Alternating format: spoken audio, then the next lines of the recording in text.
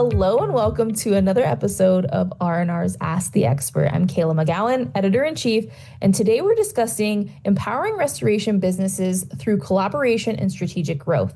Today's special guest is none other than Jim Kowalski, and he is one of the owners for Kowalski Construction. And if you don't know who that is, they are a family-owned business that has been serving Arizona since 1967. And Jim has over 46 years of experience in playing a pivotal role in business development, marketing, public relations, and technology integration within the restoration and construction industries. Please welcome Jim. Kayla, thank you for having me. Pleasure to be here. Yes, long overdue. I know you and I had a call probably months ago after the RIA AGA event that was held in Phoenix. And then it's come full circle where we're able to talk about restoration affiliates and even your business and what the industry means to you guys. I'm so excited to kind of dive into this because I think right now the industry is seeing some changes that maybe not otherwise were projected, if you will, as far as like claims and just things being down and slow. So that's why I think it's really important to talk about what RA really offers this industry that we have, and better understanding how independent contractors can leverage associations and networks just like RA. So before we just dive into all of my grit questions, who is Restoration Affiliates and what makes this network so unique in disaster response? That is the $64,000 question. And I like to say that RA is the best kept secret because for as large of an organization as we are, not very many people really know who we are or what we do, or if they know, they may know about us, but not really understand what we're all about. And RA came together about 13 years ago, and it was started by a small group of guys that got together and saying, hey, look what's happening in our industry and what's going to happen to us independent restorers if things continue along the route that they are, and how are we going to establish our place in the market and continue to be successful. And so we looked at other industries and saw what was going on, that the consolidation was running rampant. And we saw that there were organizations out there, but pretty by and large, restoration was very fragmented. And you look at the percentage of the restoration companies that were participating in the larger organizations, even like RIA, and it wasn't very good. And we said, okay, so if you've got a fragmented industry with a lot of consolidation happening, then we've got to do something, but what can we do? And we decided that bringing together an organization that would be not like a franchise and not like, and I don't want to call it a scheme, but a pyramid scheme. It wasn't like first in and you have a bigger share. It was first in and last in. We're all equal partners in the organization. So we all have the same skin in the game. And so we decided that was the first cue that we wanted to have, is to ensure that it was straight across the board, 100% owned by the members, and we all had an equal share and an equal voice.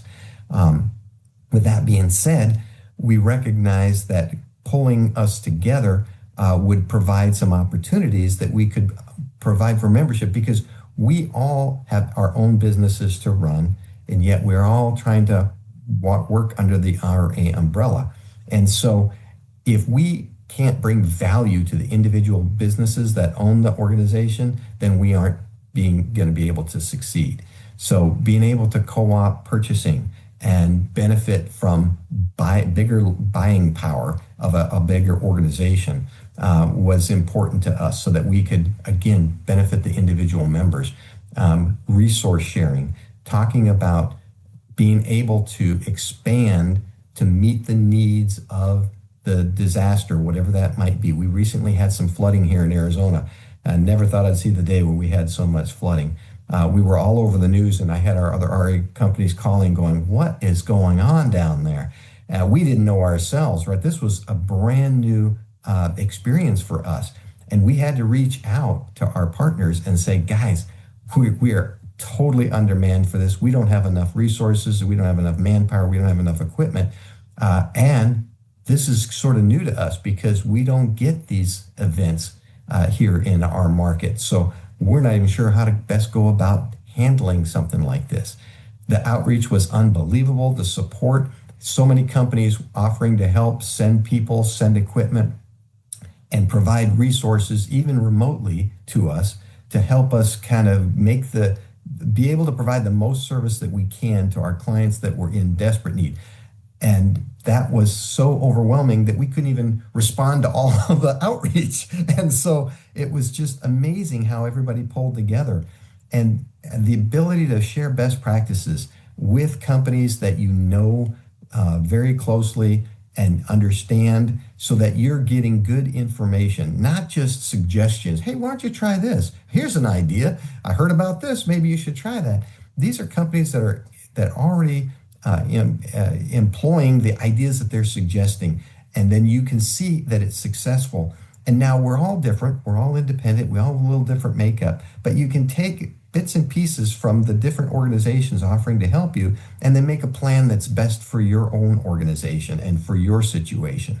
And that is unbelievably important, because if I pick up the phone right now, I turned it off for the interview, but if I picked up this phone right now and I called one of our partner companies, A, they would answer the phone, and B, they would provide me whatever I asked for. It just, in terms of, hey, I've got a question, how are you guys handling this? And if that person I call can't help me, they're going to put me in touch with somebody in their organization that can, right? Because we are not all experts in everything, but somebody in that organization can help me. We've got a terrific resource. It's a guide for our users. For instance, all the software that each company uses is listed in there by company, so that if you have a question and you say, hey, I'm using this software, but we're really struggling, who's the guru at your organization that we can ask some questions that can help us navigate through our challenges and get answers to our questions? And we've got that right at our fingertips, and we know who to reach out to and who to get in touch with. It's just amazing. So the fact it's like a co-op for everybody, right? And whatever that organization who's a member needs from that co-op, those services are available. It's a tremendous brain trust where people will help each other. As an organization, we want each member to be successful so that the whole parent organization is successful, because we all are in this together. If we have a weak member, then we have a weak link in the chain, and that's not going to bode well. So if we need to cover a loss for a client in an area that we don't typically service, we'll have an RA member that's in that location that we know we can trust to help them take care of that loss. And that way, the client is taken care of through a trusted partner, and we don't have to turn them out to somebody that maybe they don't know, we don't know, may not be a good fit, or maybe to one of our competitors that they decide that they enjoy working with in that market and decide they want to use them in our market as well, which is not necessarily what we'd be looking for. So having the ability for us to service each other's clients in markets that we don't serve, share resources, co-op purchasing, all of that comes together and helps define who RA is and what we're all about. It's a fairly new organization, only 13 years old. We came together in 2012, but we have changed and grown so much during that time. We've been through the pandemic. We've been through the huge consolidation that's been happening out there. The private equity groups buying up companies left and right. I just took a phone call before this meeting from a competitor in the market. It's a fellow that used to work for us, went out on his own. He's now looking to get out of the industry and retire, and he's looking to sell his business, and he contacted us. We see this all the time. One of the things that I think happens is restorers were great at responding, not so good at long-term planning, right? It's what's immediate in front of us that we do really well with. And so people get to their point in their career where they're facing retirement or a retirement age, and they say, well, now what? And for so many, they don't see an alternative other than to sell. And so the other option is to transition to where we've got 3 generations. My dad started the business. My brother and I own the business, and I've got my son and son-in-law that are in the business. So so not every company has the possibility to do succession planning within the family, and that's understood. But the only option isn't just selling. There are other options out there. So at RA, we pull together resources. We've had seminars on options for people, how to position themselves so that the business can continue in their absence and they can finance their own buyout in effect, and help do some training. So the education piece is important, not just from a best practices standpoint, which is very important, but also about things like succession planning, business continuation, and things that all too often restorers don't think about until they're approaching the golden years and go, oh, wait a minute. And you know, you need a runway for that. You need some time to plan and put things in place. And if you don't do it soon enough, then maybe your only option is an ESOP or a sell outright to private equity or something like that. And that might be the right choice for them, right? But what bothers me is when they don't feel that they have any options and they're forced into a situation. To me, that's where it's not healthy. If they look at their options and decide that this is their best option for them, God bless them, great, move forward. But if they're moving out of a knee-jerk reaction because they don't feel they have any other options, then I think that's problematic, and problematic for the industry. Yeah, and I would definitely say, to your point, when we first met, Leighton Healy actually introduced us, and we were talking about this very topic of, people think that they just have to sell, that that's their only option. But there's a way to properly plan. There's also networks like RA that will help you and guide you and show you the other options that are out there because for you guys are very fortunate. You have several generations in the business. And so you know that your business design is for your family to run and operate this business, right? But not everybody else has that opportunity, to your point. And so when we look at the industry, we're great with the technical things. We're great with helping customers in times of need. We're not so great, to your point, about business planning. That's just not our specialty, right? And so a lot of restorers find themselves in that position where they feel like they have to sell. But there's plans that you guys actually can share for businesses to not, feel like they're backed into a corner and that they have to do this. They only have one option. That's not the case. And so that's one thing that I know you guys offer. But what else does RA do and provide for independent restorers to stay competitive and to grow? I think that's the other thing. You guys offer some very unique opportunities and resources, not just with your network, but some of the things that you guys provide. So can you kind of talk about those for me? Yeah, absolutely. We talked about leveraging the buying power, and that's very helpful. And that always gets everybody's attention because we all like to save money. But also ensuring that we're helping our partners grow. When you go to like a big conference at RIA, there's a lot of chest pumping out there, and you see these bigger companies, and that's one thing to know that somebody else has done it.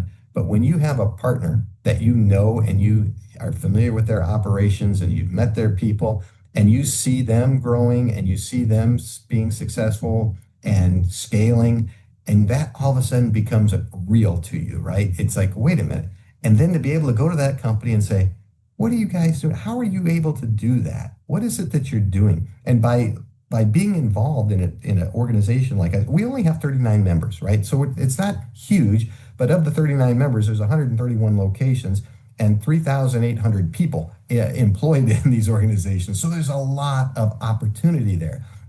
And if you see something that you're struggling with, and whether it's purchasing or inventory or vehicle maintenance or management, managing your fleet, whatever it is, and you see another organization that's doing that particularly well, you can go to that organization and they will help you and show you a path and I always say, we'll show you how we do it. That doesn't mean it's right for you, but here's how we did it and what we're doing to be successful in this area. And then you can pick and choose, and you can talk to as many companies and as many people as you want to find what's going to work for you. And really being vested in the success of our partners is so critical because we all have to be strong in order for the organization to be strong. If we have a member that's failing or that's weak in an area, not financially stable, and we refer our customer to them, it might not end well. And then that's not going to end well for us or the organization. So really looking out for our partners and trying to have that attitude of making sure everybody's strong, stable, and healthy is really an important component of what we are all about at RA. That we've crossed $1 billion now in revenue, $1.1 billion, and that is a lot of jobs. That is a lot of tasks that have been accomplished to get that done every year. And so there's so much growth opportunity in our organization as a whole for each individual organization to pick and choose from and help them get where they want to go. And not everybody wants to grow. I tell people if you're not growing, you're dying, but I think you have to be growing. And even just to keep up with inflation, you have to be growing. But maybe not everybody's goal is to be the biggest, and that's okay. Although RA, because we have a commercial focus, we have minimum thresholds that you have to be. So we tend to have larger members in our organization. But we also want to help the smaller companies, as long as they meet the threshold, grow. And if we have an associate member category for those companies that can't quite meet our threshold, but maybe we can help them by helping to develop them and grow them into becoming a full member. And that's why we created that opportunity.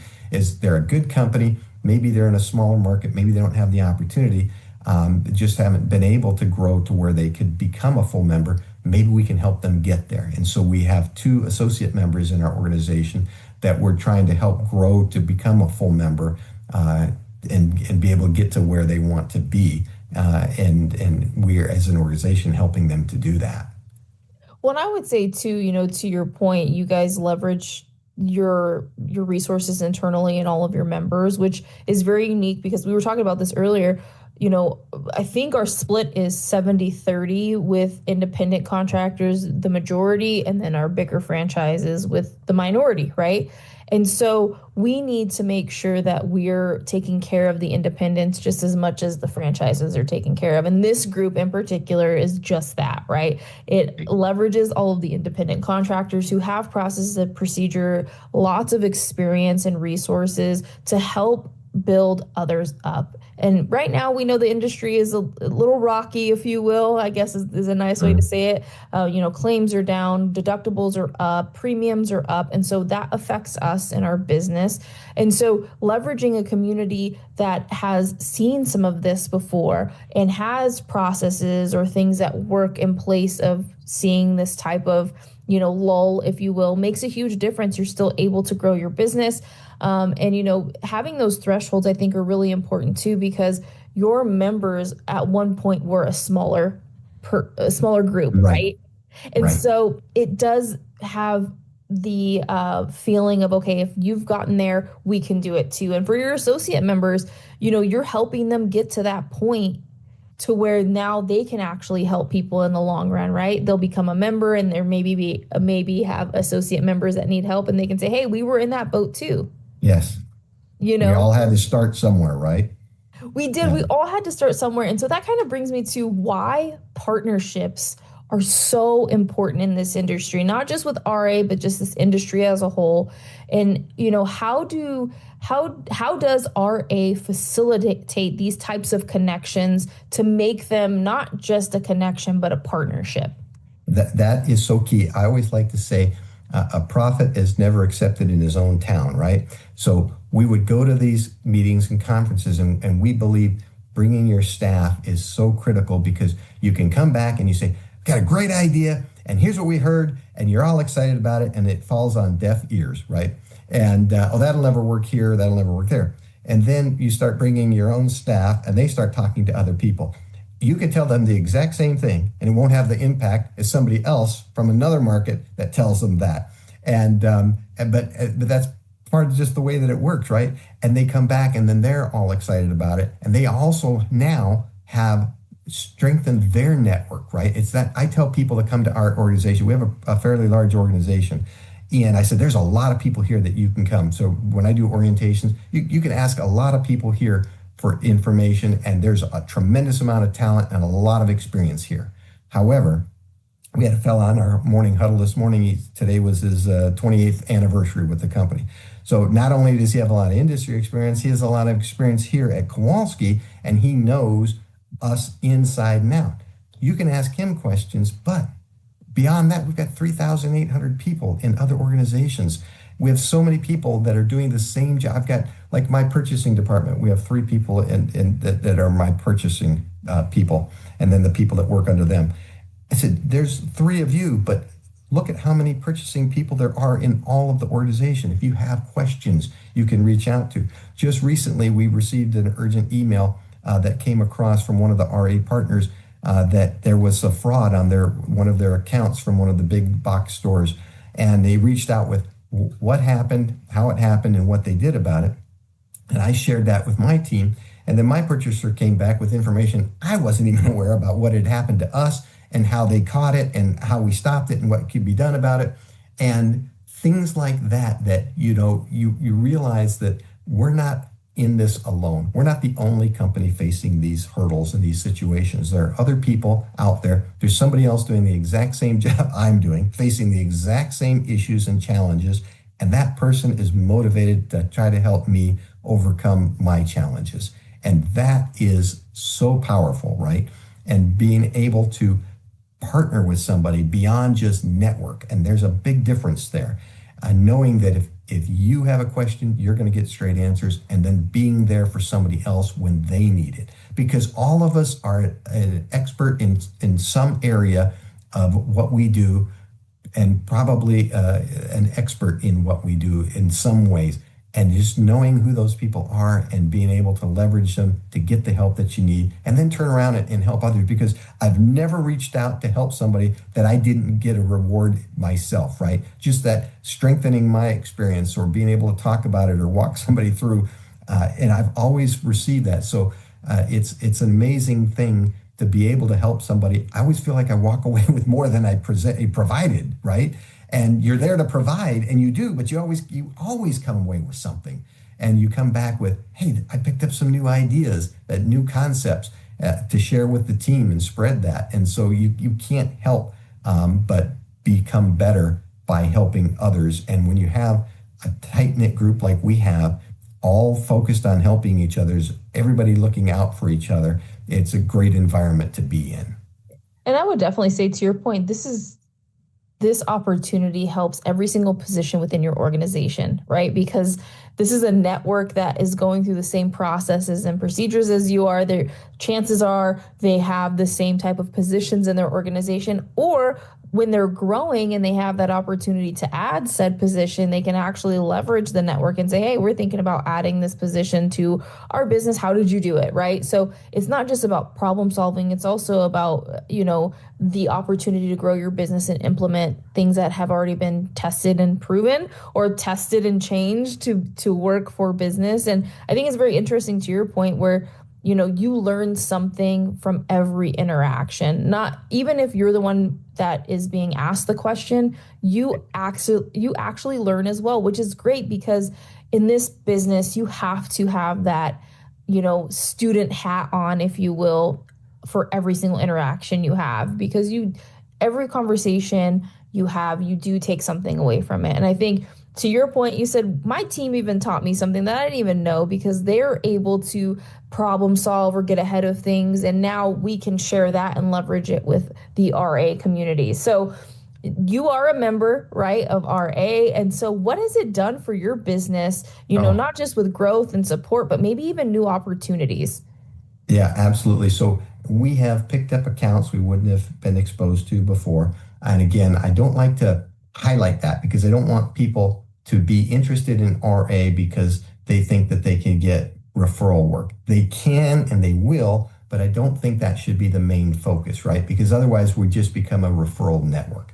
But those opportunities are out there, where I had a client, good client for years, and she moved to another market.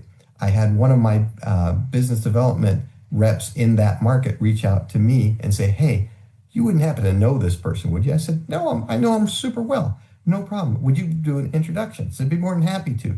And then she said, oh, and by the way, I had a person from my market move to your market. Would you like an introduction? And it turned out we both did a mutual introduction to each other, and were able to sort of validate, right, and help I kind of separate them from the here's a new person moving to a new market with, they don't know anybody. And now I can put them in touch with somebody, say, hey, I know this person, I know this company, and we do business with them and we work with them very closely. And I think you guys might be in alignment. And so to be able to do that and know that, in fact, we have a multifamily committee meeting this afternoon where we'll get on a Zoom call with business development reps throughout the country. And we're talking that we have different verticals and different committees for each vertical. This happens to be the multifamily one. And we're going to be talking about certain things that are impacting the multifamily environment and changes that are being made and how it's maturing and what we're seeing and all of that to kind of, again, help educate, help leverage relationships with each other, help build and strengthen our partnerships and do all of that. And that's just, you you've got to participate in order to be able to benefit the most. And those are opportunities. We have lots of opportunities. We co-op at different national events. So if I wanted to go to the NAA and have a booth there, that's very expensive for one company. If I go as part of restoration affiliates, we leverage our dollars and spread them wider. And we're there to market on behalf of the organization, RA, but my clients from my market are there as well. And so I'm getting a double benefit. And then I can't go to every event that is out there. There's so many different organizations. I can't go to them all, but RA does. And so even when I'm not there, right, I'm getting customer lists. Our business development teams are out there. They're sending me lists of people in my market that showed up so I can follow up and things like that. So it's leveraging my time, it's leveraging my money. It's being able to do things that we wouldn't be able to do on our own as an organization that makes such a big impact for all of us.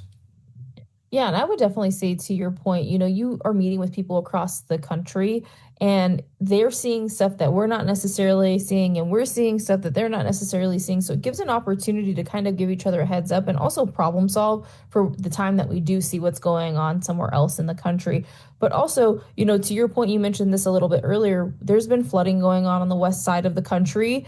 And, instead of trying to figure out how you're going to do it by yourself, you're able to leverage the RA group and say, hey, is there anybody that can help or give us some advice? And you actually end up with people coming to come help you physically, Yes. um, or And send providing you, equipment and right, give sending us equipment. and tell us how to manage it and handle it. And these are people that are doing it and they do it all the time. And here in Arizona, we're like flooding. What's that? And so there's a brand new ball game for us.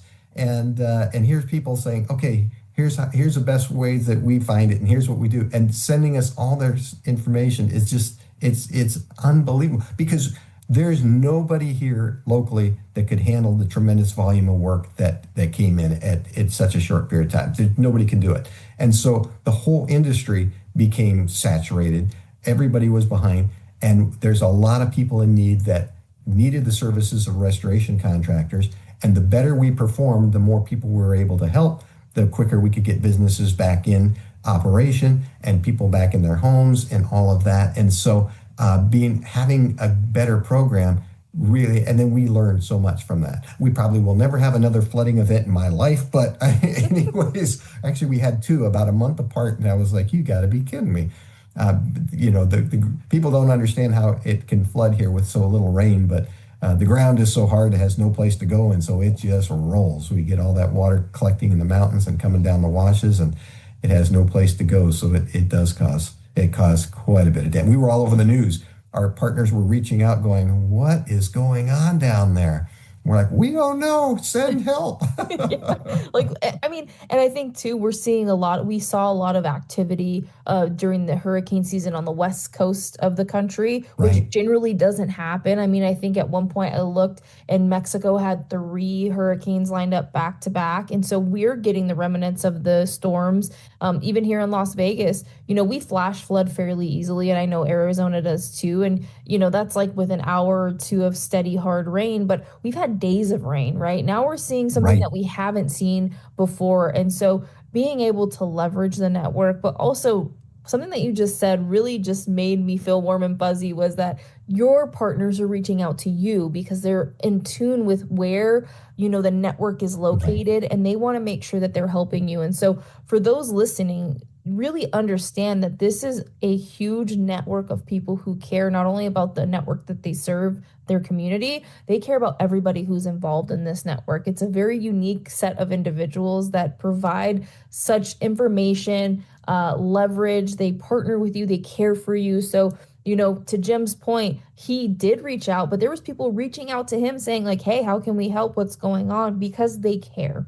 And so, for those listening, what advice would you give to our industry professionals who want to strengthen or scale their business and maybe even join RA? What would you tell them if they were, kind of, oh, what do we do? How do we do this? This year's been really slow. Maybe they're considering selling. What would you give them as far as advice?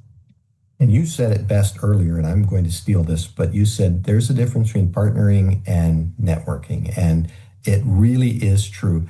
I would tell anybody, don't go it alone. And that doesn't mean you have to join RA, but you get involved in a network peer group, join associations, establish good relationships with competitors, right? So we don't, there's so much backstabbing out here in restoration. It is just mind-boggling to me. And if we're fighting amongst ourselves, competitors, sure, we're all competing, but that doesn't mean we have to be backstabbing and creating issues for each other because neither of us wins that way. It's hard enough business out there. We get calls from all hours of the night. Our crews are out there and then expected to show up to work the next morning and be on time and deliver. And so if we're creating enemies between each other, we're just making it more difficult. So you can learn a lot from your competitors. I'm not talking about violating any antitrust stuff. It's just what's going on? What are you guys seeing? How's it going? And don't pollute the industry. And polluting the industry, the people know what your costs are and charge a fair price. Don't try to come in at just the lowest bid to buy your business. That will work in the beginning, but it won't be sustainable. And so many people, because they don't have a partnership, a relationship to help guide them through that. They're out there trying to find their way through this whole industry, and that seems like a good option. And in bad, it's really bad. We look all the time, and I'm like, I had this file back in the days before computers, and it was a notepad, and I kept this list, competitors gone defunct, and I kept it in a file in my desk. And every time somebody went out of business, I wrote it down and put a date. I moved offices. We have 6 different office locations, and I moved from one office to another. And as I was packing up my stuff, I found it. Hadn't seen it in years. Hadn't even thought about it in years. And I was like, what is this? So I scanned it just to save it because of a piece of history. And I'm looking at this list, companies I couldn't even remember. Some I had forgotten and did remember when I saw their names. Some I read the names and couldn't even remember. And it was pages and pages and pages of these companies. And I thought, how sad is that you got the new fair-haired boys in town and they're going to do it right. And I've had adjusters over the years tell me, well, they can do it for less. And I say, no, they can't.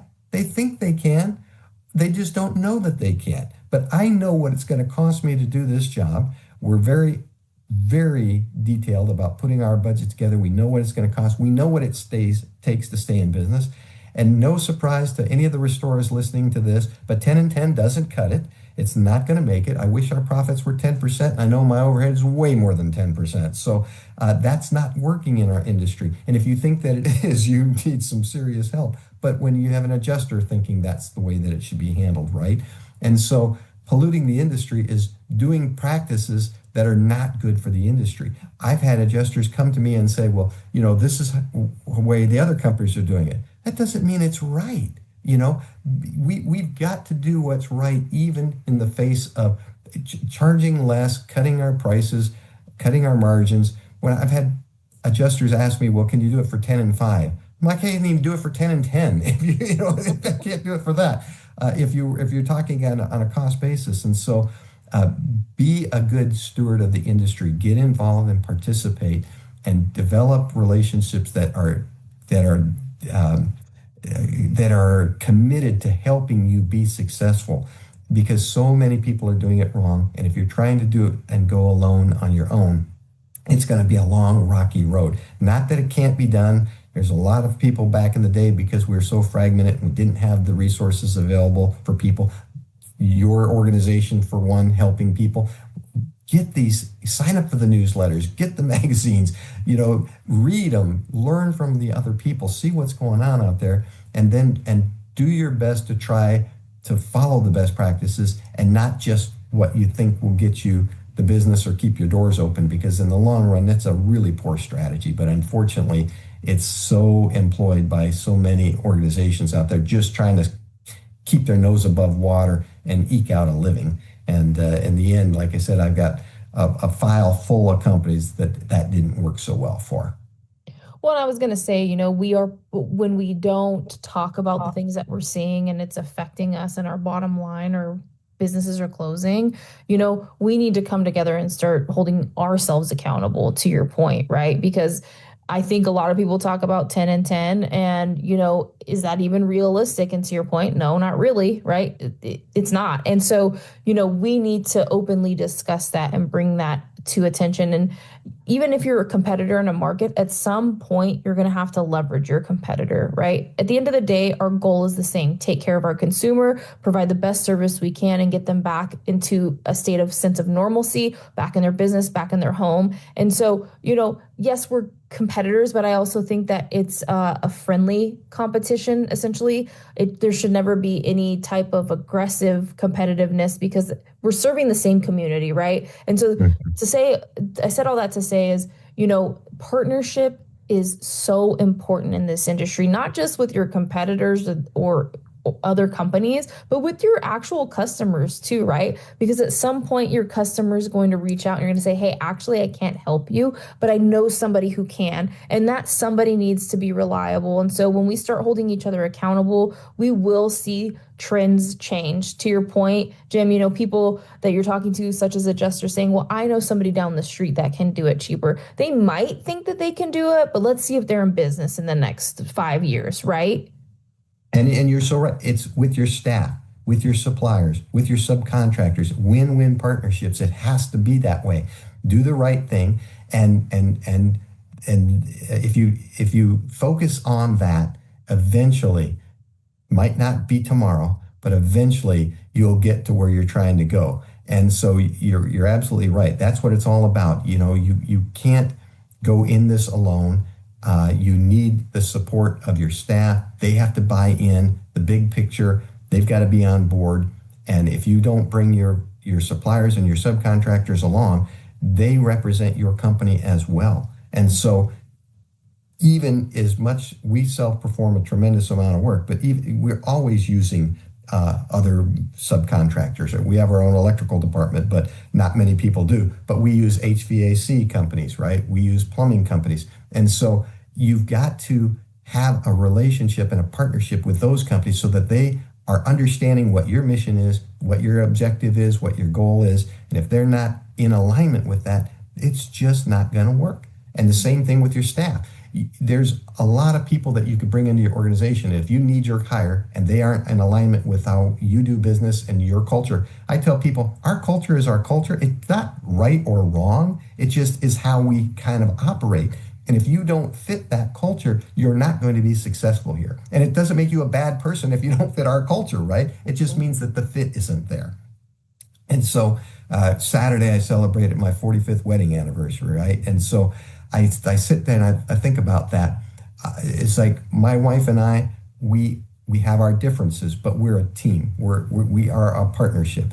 And she sees things sometimes, but at the very core of things, we both have the same core values and the same goals and objectives. That's the important part. And that's what I tell people. That's what your culture provides. And if you bring an employee that doesn't fit that and have that, then it's probably not going to work out well for you or for them. And then why go down that road, right? Help them find a better place for them that they can thrive and be successful in, then bring them into your organization where you don't think that they have a good chance of being successful.